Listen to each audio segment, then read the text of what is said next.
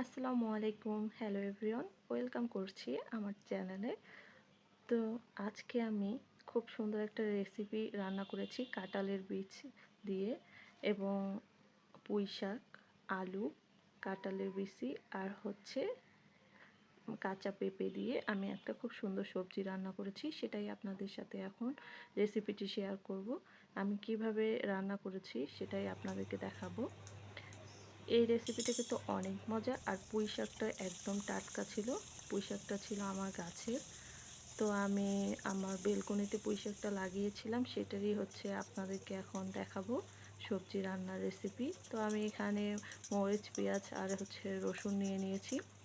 এগুলোকে আমি ভালোভাবে তেলে দিয়ে ভেজে নিচ্ছি, সাথে পাঁচ ফোড়ন একটু দিয়ে দিয়েছি। সবজিতে পাঁচ ফোড়ন দিলে আলাদা একটা স্বাদ লাগে।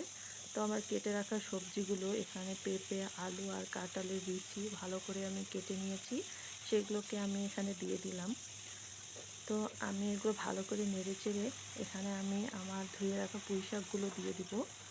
এই পুঁই শাকটা একদমই টাটকা, আমার বেলকুনিতে লাগানো পুঁই শাক। তো নিজের লাগানো পুঁই শাক দিয়ে সবজি খাবো, এটা কিন্তু অনেক স্বাদ। তো আমি এখানে লবণ, হলুদ, জিরে গুঁড়ো এগুলো হচ্ছে ভালোভাবে দিয়ে দিয়েছি আমার পরিমাণ মতো। আপনারা আপনাদের পরিমাণ মতো দিয়ে দিবেন। তো এই সবজিটা কিন্তু অনেক স্বাদ লাগবে। আর এখানে আমি পরিমাণ মতো পানি দিয়ে দিলাম সেদ্ধ হওয়ার জন্য।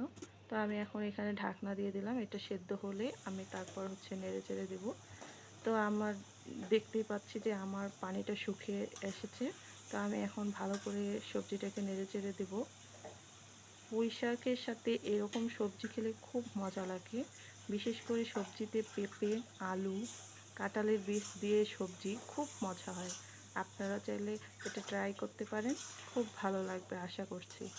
তো আমি এখন রান্নাটাকে কন্টিনিউ করছি, দেখতেই পাচ্ছেন। এখন আমি এখানে ভালো মতো সবগুলো নেড়ে চেড়ে নিচ্ছি। সবজিটাকে একটু ভালো করে কষিয়ে নিলে সেই সবজিটা খেতে বেশি ভালো লাগে। তো আমি এখানে ভালো করে সবজিটাকে নেড়ে চেড়ে একটু কষিয়ে নিচ্ছি। আপনারা আপনাদের প্রয়োজন মতো রান্না করে নেবেন। তা আমার সবজি রান্নাটা প্রায় হয়ে গেছে, তখন আমি একটু ধনিয়া পাতা দিয়ে দিলাম। ধনিয়া পাতা দিলে সবজিটা খেতে অনেক স্বাদ লাগে আর আলাদা একটা ফ্লেভার পাওয়া যায়। অবশ্যই চেষ্টা করবেন সবজিতে ধনিয়া পাতা একটু দেওয়ার। আর না থাকলে সমস্যা নেই, ধনিয়া পাতা ছাড়াও সবজি মজা লাগবে।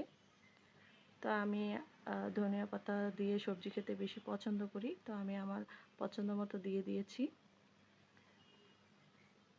তো সবজিটা আমি এখন আর একটু ভালো করে নেড়ে চেড়ে দিচ্ছি। তো আমি একটু মিডিয়াম একদম লো আঁচে রেখে দেব কিছুক্ষণ, কারণ ধনিয়া পাতাটা হালকা সেদ্ধ হলে খেতে বেশি ভালো লাগে। একটু নেড়ে চেড়ে দিয়ে আমি এখন এখানে হালকা জিরে গুঁড়োও দিয়ে দেব, কারণ সবজি যখন হয়ে যায় তখন একটু হালকা জিরে গুঁড়ো দিলে সেই সবজিতে আলাদা একটা ঘ্রাণ আসে আর খেতে অনেক মজা লাগে। পরিমাণ মতো আমি জিরে গুঁড়ো দিয়ে দিলাম, এখন আরেকটু নেড়ে চেড়ে দিচ্ছি। এখন আমি নেড়ে চেড়ে ভালো করে সবজিটাকে করে দেব, সেট করে রেখে দেব। তো আমার সবজি কিন্তু হয়ে গেছে। আপনাদের কাছে ভিডিওটি কেমন লেগেছে আর আমার এই সবজি রান্নাটি কেমন লেগেছে অবশ্যই জানাতে ভুলবেন না। আর আমার ভিডিওটি যদি ভালো লেগে থাকে অবশ্যই লাইক, কমেন্ট করবেন এবং আমার চ্যানেলটি সাবস্ক্রাইব করে দিবেন। আর অবশ্যই পাশে থাকবেন। আজকের মতো আল্লাহ হাফেজ। নেক্সট দেখা হবে অন্য কোনো ভিডিও নিয়ে।